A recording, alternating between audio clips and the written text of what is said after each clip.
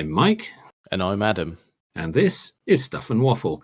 Two friends talking about stuff, and often as not, waffling with frequent reference to Bond cars. Right. I would like to bring up the delicate topic of driving tests. Oh, well, I don't think that's delicate. Well, it might be for some people, I grant you, but I don't think that's delicate. Yeah. Personally, though, the test itself was fine. It was my reason for mentioning it was the build-up. Okay. The nerves. Oh, yeah, that can be a problem. Not good. Well, before I dwell on that particular potentially grotty subject, how was yours? Did you pass first time? I did. Very good. Yeah, I had 15 lessons, and then passed first time. Okay, very good. At all, I took to it very well, despite learning in a mini metro whose mirrors were held on with sellotape.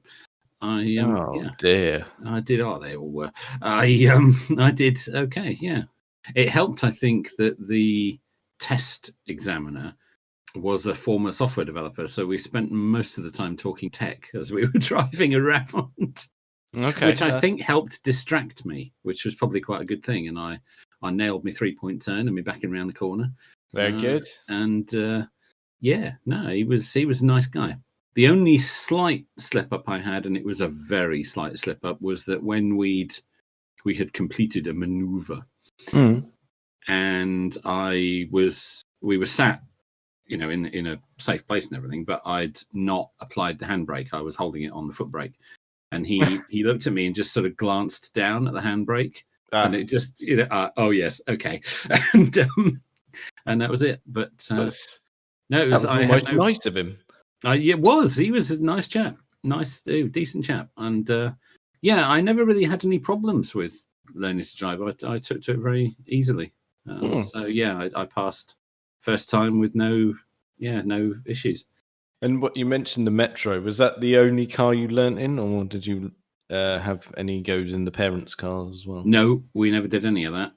No, because my mum, there had been some lessons that she'd taken from her father. And as a result of that, she said, under absolutely no circumstances are we attempting family driving lessons. Okay. Proper school. and take it out of the house completely. So only the only driving school. Yeah. Well, that's quite interesting. Yeah, I know. I mean, a lot of people end up like that, going, I'm just not going to get in the car because it's going to turn into an issue. It's going to be a disaster. Yeah, absolutely. Yeah. Fortunately, my dad and I were quite good with that. He was reasonably tolerant, actually. Okay. He didn't particularly bark his orders or anything like that. He was a very good, calm teacher. No grabbing the wheel. No wheel grabbing. None of that.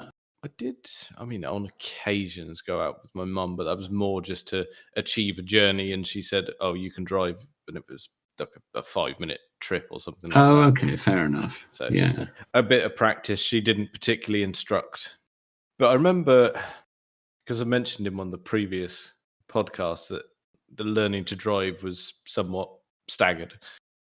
Yes, and you came to it sort of a bit later on, didn't you? That's it, yeah, because all these ones with driving with parents, that was at 17. Okay. And I did have a couple of actual lessons, but never properly got round to it. I even did a theory test and then let it expire. Oh, really? Okay, well, of course, I didn't have the theory test when I did it. It didn't exist. It wasn't. It hadn't existed very long when I did it. It was quite a new thing then. See, if you'd done it earlier, you wouldn't have had to do that. This is true. Well, in fairness, I must be good. I passed it twice, so. Okay, very good. So yeah, that's good. I remember as well. My granddad he loved his cars, and he took me out a couple of times as well. But he's quite the taskmaster. He didn't take any shit.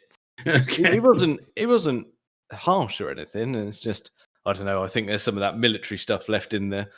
Okay. Yeah. No messing about. But yeah, he was a safe pair of hands. Yeah, fair enough. But yeah, that was all good fun. But like I said, when it actually came around to properly learning to drive. Just booked a batch of lessons, and it was fine. And like I said, the reason for me bringing this up was I remember being in the office with my friend Rob on the day of the test, and it was just after lunchtime. It was booked for. Okay. And, oh God, he said the amount of trips to the bog. Really? He said, oh dear. A bit nervous, are we? Oh dear. Oh good God. Oh dear. I can't imagine you getting nervous. I don't know. It really that day got to me, and there's so much it ingrained on his brain so much that he tells people of how nervous I was on my driving test day. Well, obviously I will now. The amount of poos. Oh dear. Told you it was potentially grim. That is, well, anything involving that. Yeah, absolutely. And how did the actual test go then? Oh, the test was fine. Yeah, passed. Oh, okay. Yeah. The guy was an utterly miserable bastard, but he was fair. So many of them are. Yeah. It's a profession that attracts them. Well, someone said, aren't they failed driving instructors? Or is that a wild generalization? You can't possibly claim that. No, I'm not saying a word. I said that someone else said it. So. Mine was a retired software developer, so I know there are some disastrous ones. We have a friend who I won't identify, but who had a lot of trouble with it. I don't think there were about 5 or 6 tries. Dear. Before there was a pass. Yes, that was probably fine. You just don't get in the car with it. That's all. That's fine. Yes. I remember a very distant girlfriend from college. She said she was going to go and do a CBT so that she get a scooter. Oh, right. Said, that's not a bad idea, actually. It gets you about. Why not? Yeah. But she is one of the few people I know, possibly the only person I know, who's never passed a CBT that they've attempted. I didn't know it was possible to not pass it.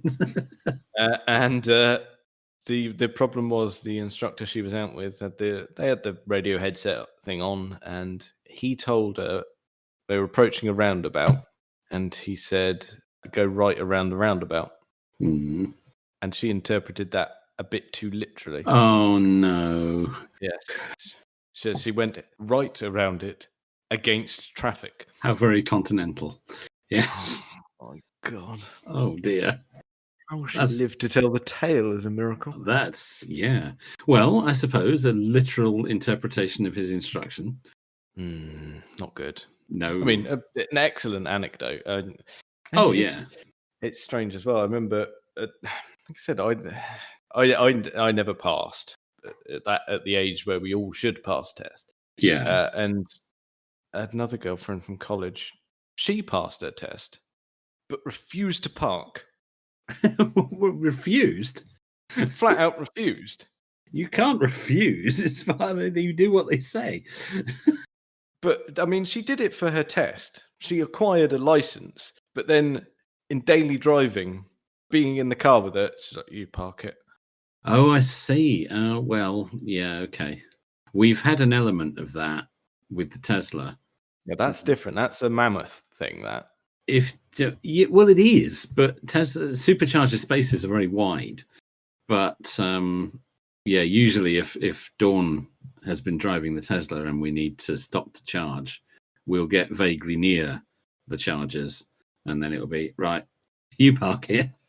That's fine. That's a bit more. It's more of an expensive item driving towards expensive items. That's allowed. Yes, that's true. Or yes, parking between other people's. That's problematic. This particular instance was driving around town in a clapped out Mark III Fiesta. Okay, not quite the same scenario at all. I grant you. No. Okay. I was baffled. I was like, "Well, what do you do when I'm not here?" Just keep driving. No, that's it. Just drive till you find an empty car park and then abandon it. I don't know. It's strange, isn't it? How the people who can't park do confuse me. Because if you can't, you clearly haven't got full control of the vehicle. Well, clearly not. If you can't maneuver it, if you can't get a sense of its dimensions and where the back is and where the front is, and even in an older car that's not like a modern car that's covered in cameras and sensors and things to help you, if you can't park it, should you be driving it at all? Really? That's the thing, because it's still the same size wherever you're moving it. Yeah, exactly. But you see it every day, don't you? You see someone faffing around trying to wedge it in somewhere, so to speak. Yeah. Well, that does happen. That does happen in car parks as well. Yes, it all goes on. Yes. Oh, I've just thought of a fantastic one actually from my college days. Okay. There was a guy on our software development course, and he was a lovely guy, but he did enjoy a little bit of weed. So he's a bit twitchy sometimes. Right. So not the ideal sort of state to be in for your driving test, but No. there's not much you can do about it really. That was him. That was just how he was. Yeah. Yeah. So the day of his test arrives, and wish him luck, and off he goes. He comes back, and he said, "I passed." Oh, well done, mate. Well done. Very good. And we thought that was the end of that, but no, he had a story to go with it. Of course. He said, there's a bit of an issue with the emergency stop. Right, go on then. He said the guy explained what was going to happen. He said, I'm going to ask you to do an emergency stop, and the signal will be stop. And he held his hand up while he said stop. And when I do, he said, I want you to do an emergency stop and as calm and controlled as you can. Okay. Yep, fine, absolutely fine. So off they go down this road. He said, I was a bit on edge. There we go. I can already envisage him being his twitchy self. Yeah, it's not good. It's not good at all. And this poor examiner scratched his knee. Oh no, that wasn't head in the signal. dashboard. That wasn't the signal. Slam the brakes on. Well, there you are. You see, that's a variation of you slam something on the dashboard. Yeah. The examiner's head. Apparently the guy took it in his stride and said, no, that's fine. He said, nerves are fine. He said, I really should have saved my leg scratch. Yeah, your emergency stop was fine. Yeah, Me let's not not being do that prepared again. for it was not really your fault, I suppose. Well, that's very decent of him. He could have thrown him out the car and failed him. Yeah, no, he was quite understanding about the whole head bruising. Yes. Oh dear. It's occupational hazard. I don't know how they do that job. I really don't. Maybe not so much the examiners, but the actual driving instructors. I mean, you must have to have nerves of steel. Well, you've got the nerves of steel and the patience of a saint. Yeah, you must have to. And I couldn't do it. No. No. Whoa. I'd quite like to see you try, though. There might be some language. Oh, well, we all have a career, a path not taken. You know, there's time yet for a career change. No. Judging by your reaction, I'll probably leave that. Adam's driving school. I can see it. It'd be lovely. It's not going to be a high pass rate, is it? I wouldn't have thought so, no. Not a lot of repeat custom either. No. By repeat, I mean a second lesson. No, there's going to be a bit of nervous disposition somewhere, isn't there? There might be, yes. Oh, dear. The odd court case. Oh, dear. It's a grim job. There was a post on Twitter today from a YouTuber that I follow, a chap called Kev T. Really good content. He's a transporter driver who works for a company that recycles cars. And his YouTube channel is a weekly vlog on him doing his job, going collecting these cars. And sometimes he gets some really interesting stuff. It's worth a watch, actually. It's quite compelling stuff, and he does it very well. It's very natural, and I would recommend. Marvelous. Kev T, he's called. I shall look him up. Yeah, do. He's really good. Often posts on a Sunday night, which is quite a nice time to sit and watch something. So definitely, yeah. That. But he posted something today. He's started posting stuff on Twitter during the week of some of the cars that he's collected, and he posted something today that made me think, oh, he's fancied one of those. And I thought, we've all got some cars that we have always wanted, and I don't mean like, Lambos and Ferraris and stuff that's actually realistic that you could go and get, but you never have. And this one definitely caught my attention because it's definitely one that's been on my list for a long time. Okay. It was a Jeep Cherokee XJ. Okay. The little boxy one. The little 80s boxy one. I'll be honest, I wouldn't have pegged you for that. No, it's a bit of an off-the-wall choice for me, but I've always liked them. I've always fancied one. It's so American. It's so 80s American. Oh, it is, yeah. It's America in a box. Definitely a box, isn't it? It's definitely a box, and I quite like the boxy style. And it's so horrifically dated. And he picked one up this week and has taken it back for recycling. And it's one of those he said he wished he could save because it's only done like 70,000 miles or something like that from new, and it looks in really good nick. But somebody's scrapped it. Presumably, it's got some fault that isn't worth fixing. Oh dear. Which comes up a lot. I mean, some of the stuff he picks up actually is really good, and people are just scrapping it because it's got a £300 repair bill and the thing's only worth £200, so just take it away. But some of it's really nice stuff, that could be for not a lot of money saved. Yes. And I think a lot of that goes on. He had a lovely Jag XJ the other week that I thought, oh, don't scrap that. That's really nice. It's going to upset you. Yes. But no, this Cherokee XJ just caught me. And I thought, well, we've all had cars that we've always fancied over the years but have never bought. And that one caught my attention. Have you ever come close to owning one? No. Never even been looking for one. It's always been on the list whenever it's been time for a new car. I've always thought, oh, fancy one of those. I have a fear it would be ruinously expensive if it went wrong, but I don't know that for a fact. Well, I don't know a lot about them, really. But same again, but my instinctive thoughts are they're probably reasonably basic, aren't they? Well, I'd have thought, just given the age, absolutely. I mean, they wouldn't be. They're not overburdened with safety equipment or anything like that. No, I don't want to bog yourself down in that sort of thing. No. In an accident, the crumple zone is probably your face.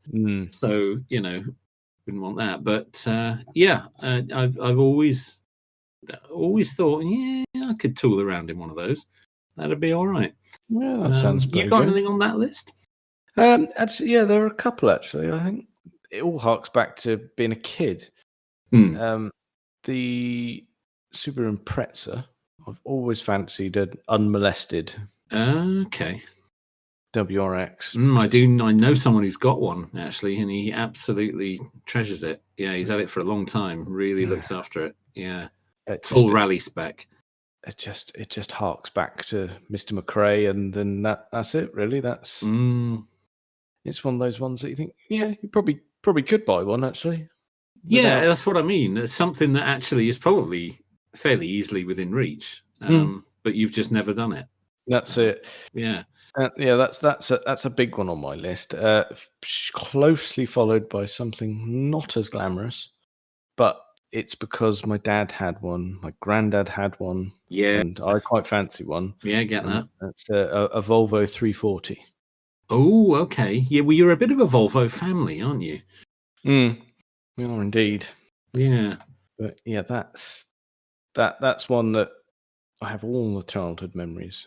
As far as I can remember, Dad had are 2. Yeah. And my granddad had 1. Right. And they were all of a similar vintage. I remember. I don't strictly remember Dad's first one because I was too small for that. Right. I just remember photos of it. But the second one we had was it was an 85 on a B plate, light blue metallic. Nice. Yeah, that was lovely. I did like those. I mean, when did you last see one? But I liked the boxy styling, and it was very of its time. But I mean, they were everywhere, weren't they? They were. I mean, they were very much a sort of entry level because I mean, it wasn't strictly speaking, it wasn't particularly a Volvo underneath. Or was it not at all? It was a DAF. Ah, right. Okay. Okay. Yeah. Nice. But I think the story goes that DAF were looking for some sort of partnership for financial reasons or something along those lines, just to get this car out. To get it made. Yeah, because it doesn't look like a Volvo, does it? It's not. No. It doesn't fit with everything else that they were making at the time, certainly. So I think they ended up, Volvo ended up buying or either all or some of DAF, and that was a byproduct of it. Right. Oh, it's certainly a very successful car in its day, but I'm presuming they've all rusted away to nothing because you just don't see them anymore. I would assume so. I cannot remember the last time I saw one. No, I can't. No, occasionally I do have a little eBay browse, and they are as you do, just in a right state. Yeah, and they're not made for being left outside. No, they never were they? There was very much a throwaway car. Yeah. No one ever expected it to last when they were making those. I mean, I know it was laden with the sort of Volvo safety and all that, but still, it wasn't built to last another sort of 30, 40 years. No, whereas other Volvos of the time have. But like you say, it was a cheaper alternative, wasn't it? It just happened to wear the Volvo badge. That's it. I mean, if you think of anything from the 200 range, still. I mean, you're not still going to out see there. them. Yeah. You don't see them every day, but they're still fairly solid. Yeah, you don't see them every day, but you do still see them fairly regularly. They are out there, usually in estate form. Yes. But yeah, they are still out there, definitely. Still going. It's a solid choice. But those, I remember I used to see a lot of those on campsites when I was dragged caravanning as a child. They were a very popular tow car. I remember seeing a lot of them pulling vans behind them. One thing that has happened to them, I'm aware that drift people acquire them. Oh, apparently they make quite good drift cars. And you think, well, that's great and all, but please leave some for us. Yeah, don't do that to all of them. No. Oh, I can't imagine that. No, it's a difficult image, that one, isn't it? It is. Part of me thinks at the time, I think they were used for rallycross. Were they? Okay, yeah, that rings a bell. Yeah, but my rallycross knowledge is a bit lacking. I vaguely remember it being on grandstand at the time. Yeah, you might be right. I'm just browsing some pictures of it now, and yeah, you might be right. Oh, I forgot there was a saloon version of it. A bit later on, they did that. Detached, yeah. I believe they toyed with an estate version, but that would have made sense, wouldn't it? Yeah, it would have. It never came to fruition. It's funny how a number of manufacturers made, or at least tried to make, the saloon version of a hatch the slightly posher version, like Ford did with the Orion. They tried to make it a little bit, you had a little bit more chrome and, slightly squishier seats, and they tried to make it just a little bit more upmarket. You've made it upmarket, and you've compromised. Yes. Absolutely, yes. Of course, you weren't really getting anything more upmarket, but they just tried to market it that way. And it's one of those things, isn't it? You assume like saloons are the upmarket version, like you say, but the only saloon I've ever owned was that Accord, and I've never owned a saloon, and it was just immediately an issue because it was a hand-me-down company car, no choice, and we had our first kid at the time, and you think, oh, big car, big boot, tiny opening. Yeah, that's the problem, isn't it? So that was it. It's like we've bought this colossal pushchair thing that was quite the contraption. As they all were. Yeah. No chance in that. Not a chance it'll go in there. No, that is the problem, isn't it? A lot of manufacturers fell into that hole. You see what I did? Actually, quite a decent sized boot, but you just couldn't get anything in it. That's quite a common problem. Yeah. No, I mean, not an issue actually when I constantly borrowed Phil's XJ40. While it was a saloon, that was a colossal opening on that. Oh yeah. Yeah, definitely. It was a colossal opening in many ways, that car. Yes. A colossal opening of your wallet every time you took it to the petrol station. Yes. Oh God! Well, that was it. The poor thing was, it hadn't been run properly when he first bought it. It just needed the throat clearing. Yeah. But I borrowed it really soon after he acquired it, and had an issue with fuel consumption. Yes. Because I got it down to 7 mpg. Oh, nice. So, yeah, that was considering it was probably 25, 30 mile an hour, 30 mile round trip, not mile an hour. Yes. It was more than that. More than that, yes. And it was costing me $10 a day in fuel. Yeah, that's quite a lot, isn't it? Yeah, not the most frugal vehicle you've ever sat in. No, but that was lovely wafting to work in that.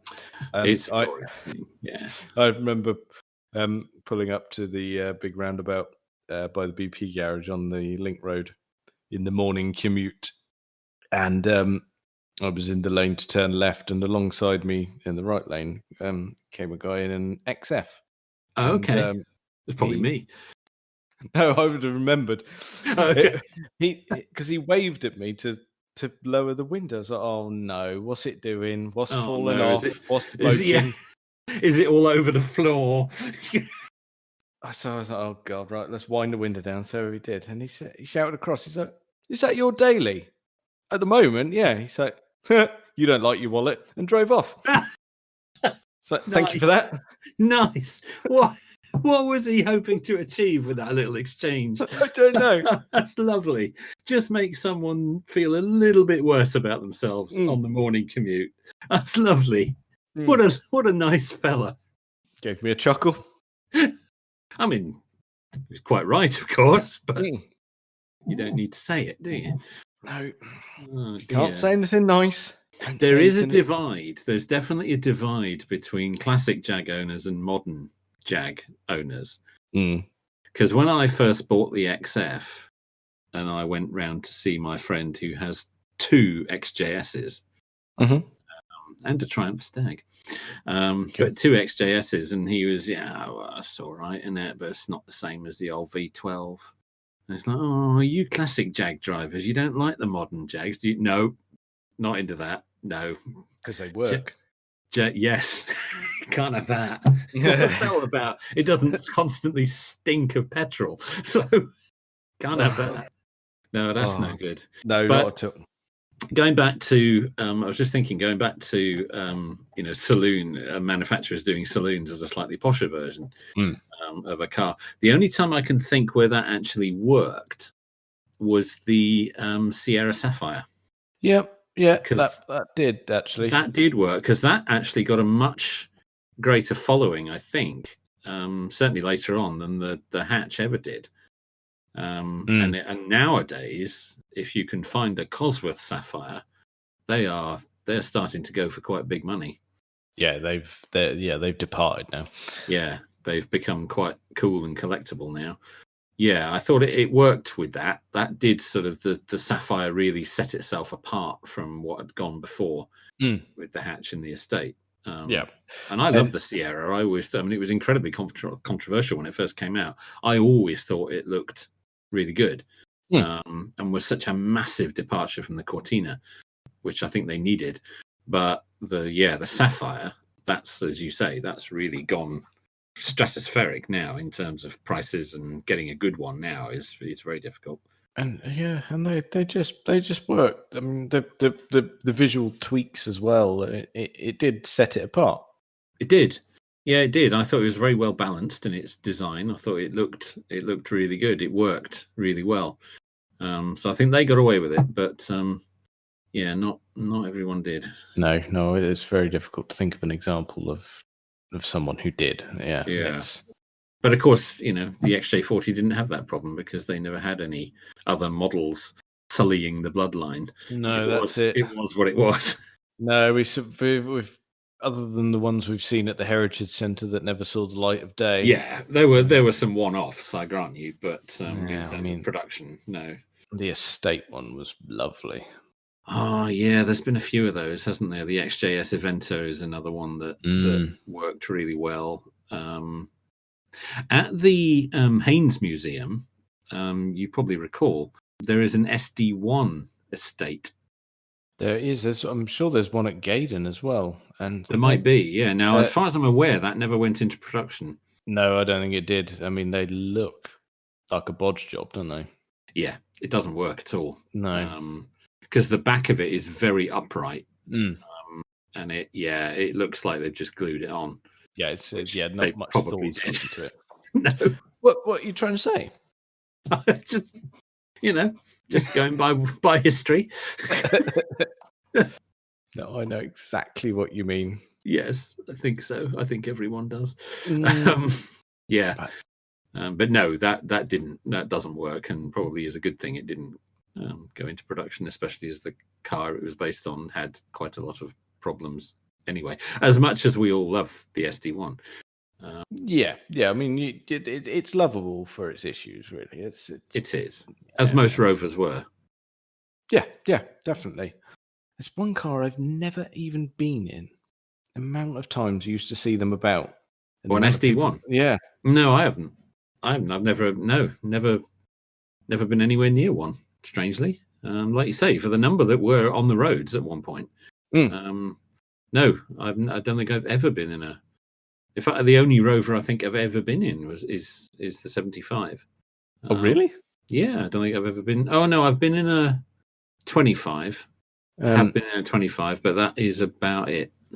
Have you been in any of Phil's Rovers over the years that you can think of? No, I don't think I have. See, that's a surprise. No. The amount that he's had, anyway. But no, I don't think I have. Went in his Honda. Oh, his Prelude? Yes. Yes, that was quite a pleasant thing, actually. Yes, went in that. And the Kia, I think. But no, don't think I was in any of his Rovers. No, we should just at least attempt to. I say, let's try and get a sit in some Rovers. Going, well, yeah, some maybe, but yeah, definitely an SD1. Yeah.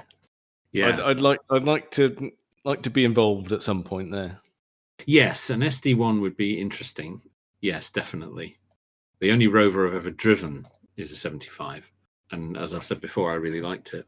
Yeah, it's right up your street. That I really like the 75. I watched a review of one recently. There's a YouTuber who does "Should You Buy?" ...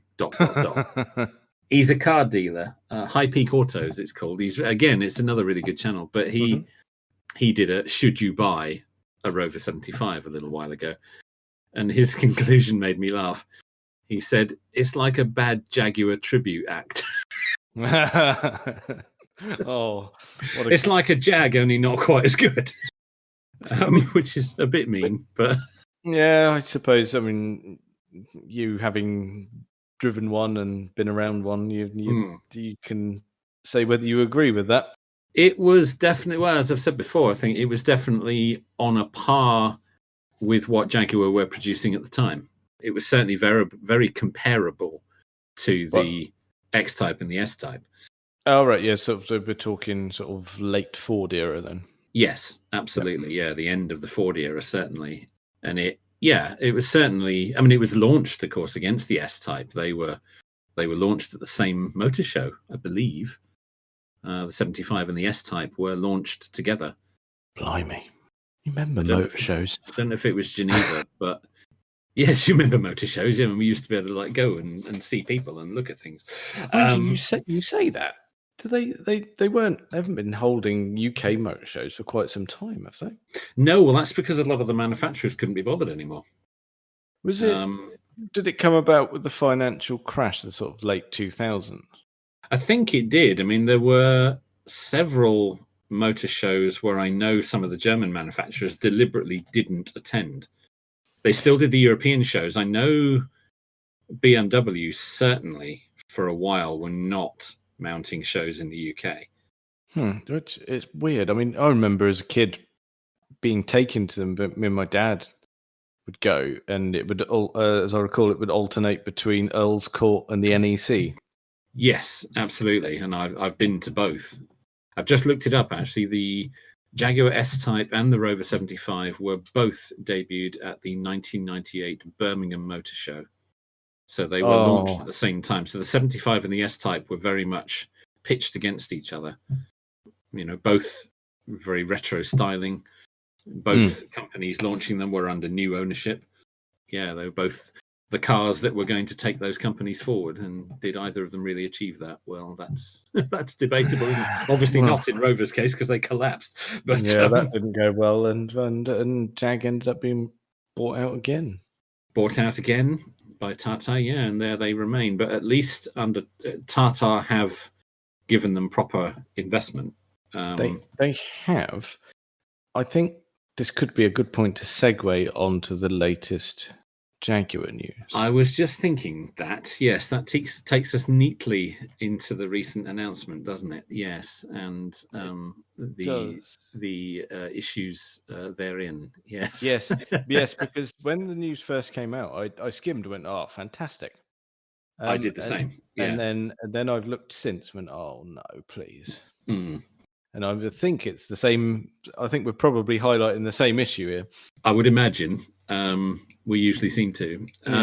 While I am fully on board as a brand, where I think that sort of full electrification is a good idea. It suits the brand. That it does. It suits the brand. It's they need to find a way forwards. They need to find a way of making money, obviously, and clearly all electric, whether you agree in it or not, is going to form a significant part of the future. That's kind of decided now, I think.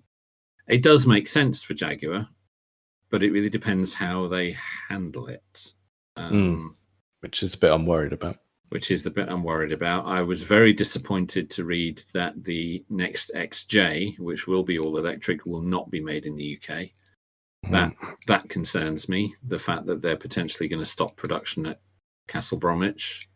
Another potential issue with the SJ is that would appear from reading that it is bottom of the list. That you could almost call it shelved as a model for the moment. Well, I mean, it is at the moment. Of course, you can't. There isn't one. There isn't one at the moment. But for the first time since 1966 or whenever it is, there isn't an XJ in the lineup. Yeah. But I'm concerned that it's not even going to spearhead this new EV range. They're also obsessed with SUVs, aren't they? This is the problem. Like you said, it's like, give people the opportunity to buy something that's not an SUV. And everybody is doing it. Yeah. And they might actually buy something that isn't one of those hideous things. Jaguar without an XJ doesn't make sense. No. It is Jaguar. The XJ is everything that Jaguar has been about since the early 60s. And, they need sports cars and they need big wallowy saloons. That's what they do. And the fact that their first all-electric has been an SUV, well, they call it an SUV. I'm not convinced that it actually is. No. I think it's a big hatchback. I think it's just somewhere to put the batteries. I think, and I think they maybe called it an SUV to make it more popular in America. Ugh. And to get over certain regulations in certain states, I think. But that isn't made in the UK. It's made by Magna Steyr in Austria. Yeah. And I'm concerned that, yes, all electric is absolutely the way to go. I think it fits very well with Jaguar, as you said. But if they're not going to be made in the UK, they're throwing away their USP, to use that horrible phrase. They're throwing away the essence of the brand, and that concerns me. Completely agree. If it's not made in Britain, certainly in America, that's a big selling point, part of the brand. These quaint British cars. Well, we joke, but it's what sells them. Yes, it is what sells them, and they need to sell them. They need to make some money. Let's be honest. They need to make some money. They need some cars that are going to sell globally. Sales of the XJ before it was discontinued were pathetic. Woeful, as I recall. Desperate, I think, is another word you could use. Sales of the I-Pace have not been fabulous. And I know we've been living through a very difficult time, but electric car sales are the only area of car sales that has continued to work during the pandemic. It's the only area of car sales that has shown any kind of growth is all electric.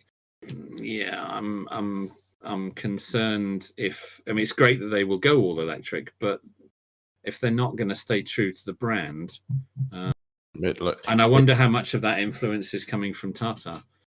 I don't know, to be honest. No, I don't know whether they would be tried to have much of an influence or leave them to it. I just you get the impression up to this point they've sort of left them to it, but of course there's been a change at the top there. Dear old Ian Callum has gone. There's a new lead now, and I know he was the designer. He's not the managing director or the CEO or anything, but he was very much the face of Jaguar for quite a long time. And whenever there was a launch, they would wheel him out to talk about it. He's for all electric, and again, I think that's right. But I am concerned that they're not gonna keep it in the UK. Yeah, it does come down to execution now, doesn't it? I think it does, and I just hope it's not another SUV. They have indicated that they're going to discontinue the I-Pace, which is a bit of a shame, although it is, it has its problems. Yeah, it's not perfect by any means, but I'm very eager to see what's coming next. That's it. We need to see some models now. I thought we do, and quite quickly, because the competition is really getting going now. And they've got the potential here to be that first luxury brand that is all electric. Yes, they have, and to offer a range. I mean, granted, if the XJ isn't going to be spearheading it, then they need to be thinking, right, well, we've got an XF and we've got an XE, and we need to get those out. I mean, I can see that launching an all-electric XJ, people are going to say, well, it's like a Model S, only not as good because you haven't got the supercharger network. We are quite well catered for in the big luxury car area of the market. But I suppose it's the easiest one to tackle at the moment, isn't it? I mean, because you've got the Model S, but you've also got all the German offerings as well. Absolutely, yeah. Because Audi have been all over it and saying, well, let's do the flagship models. Yes, and I think it's only a matter of time before BMW do as well, because they've got the tech. Stick that in a 7 Series and they'll have it as well. It is the obvious place to start because you've got lots of room to play with. That's why Tesla started with the saloon. It's also a very versatile platform. You can make it a hatch or a saloon, and you can you can add seats in the boot if you want to make it a 7-seater, and you can do all sorts of things with it. Yes. So it is a good place to start. But if they're not going to do an XJ, what else are they going to do? They're not going to do a little hatchback. No, they're not. An all-electric F-Type. I thought that, but I'm not sure they've got the tech. Because the I-Pace, the biggest problem with the I-Pace is that it's not very efficient. And it eats battery really quickly. Its range could be a lot better. It's not very efficient. That's the problem with it. And there are no chargers that fully support it charging at its full speed, because I believe it's 100 kilowatt. It will do now. It didn't when it first launched, but it will now. But we don't have any 100 kilowatt chargers. No, we've got faster ones and we've got slower ones, but it apparently can only charge at certain rates. Oh, right. So it's very specific. I think so. Don't quote me on that, but I think that's right from what I've read. So you're limited on charging options. Now, Elon Musk has indicated that he is opening up the supercharger network to other manufacturers. I cannot tell you the shock that sent through the Tesla community. Oh, not amused. The debates on the owners group when Elon said that, not amused at all. But whoever is the first to go in with Tesla on the supercharger networks is going to have a massive advantage. If Jaguar can do that, they'd really have something. If they can do a deal with Tesla to help develop the supercharger network. That's all Elon's ever said. He said, I will let you use it. I will dual brand it. You can come in. I'll share all the tech with you, but you have to invest in the network. You have to help us expand it and develop it, which I don't think is unreasonable. It's not unreasonable. It's, the supercharger network is the envy of the car industry at the moment. It is the best charging network out there. I don't think anybody could really debate that. No, not at all. And Elon has said, yeah, I'll open it up to other manufacturers, but I need some investment to do that. It's really not unreasonable. There's been no rumors on who that might be. It would be lovely if it was Jaguar. It would give them such an edge. It would. I mean, part of me thinks it's going to be someone German. Yeah, because I don't think Jaguar will be able to afford to invest in it. And I get the feeling, I mean, it would make sense if it were Mercedes. It would. Because there's already the tie-up between them and Tesla. Yes, because certainly on the Model S and X, less so on the 3 and Y, I think they use a lot of Mercedes parts. Yeah, absolutely. It would make sense, and Mercedes have reportedly been doing a lot of work on charging. They've been working on wireless charging, sort of, pads in the ground and things like that. Very good. They've been developing a lot of that kind of stuff. I mean, none of it's ever made it to market yet, but it's rumored that they are working on that sort of thing. So yes, it would make sense. And the EQC, again, it's another massive SUV, but they've got this thing. I forget what it's called. Is it called Mercedes Go? I'm not sure, but they've got this. Mercedes Me, that was it, where you buy in EQC and you instantly get membership of all charging networks across Europe, and you can just plug into any of them and the car will sort out your payment. Yeah, that's very clever. That is brilliant.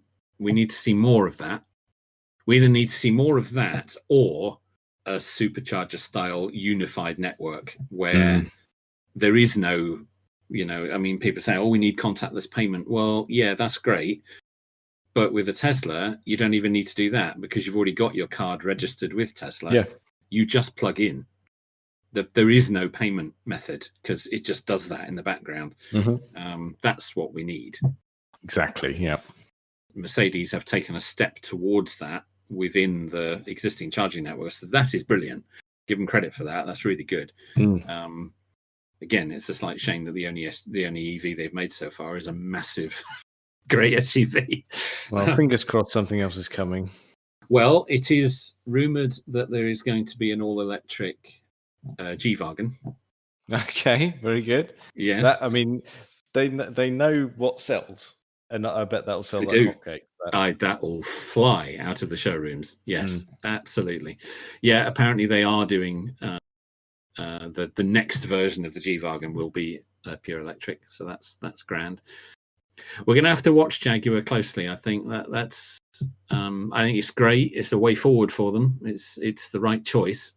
They need to develop their tech, and they need to pick the right models, and they need to think about charging. Too few manufacturers are not paying any attention to the charging because they've never had to worry about fuel before.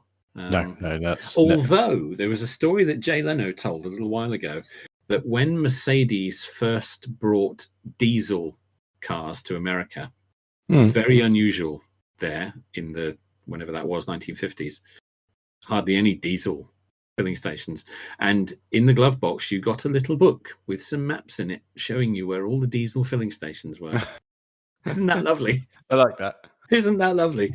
But again, they were thinking about the fueling of the vehicle. They weren't just, there's the car, it's your problem how you fuel it, which I fear with EVs too many manufacturers are doing. Nothing doing, mate. Tesla recognized up front, no one's going to buy these unless we give them a way of charging them as well. Yeah. And they got it absolutely right. And it still baffles me that they could have got it so right and everyone else has either not bothered at all or got it disastrously wrong. Just caught the car industry with its pants down. Absolutely they did, and they've been given by the rest of the car industry a 10-year head start because the rest of the industry has spent 10 years laughing at them. Yeah, they have. Yeah, it's true. And now all of a sudden, oh no, they're quite successful, aren't they? Oh no, their cars are everywhere. Oh, how did that happen? Oh, look, people are buying them. That wasn't supposed to happen. Well, I think that's probably enough of that for this week. Check us out on all the various social medias and things. Thank you very much for listening.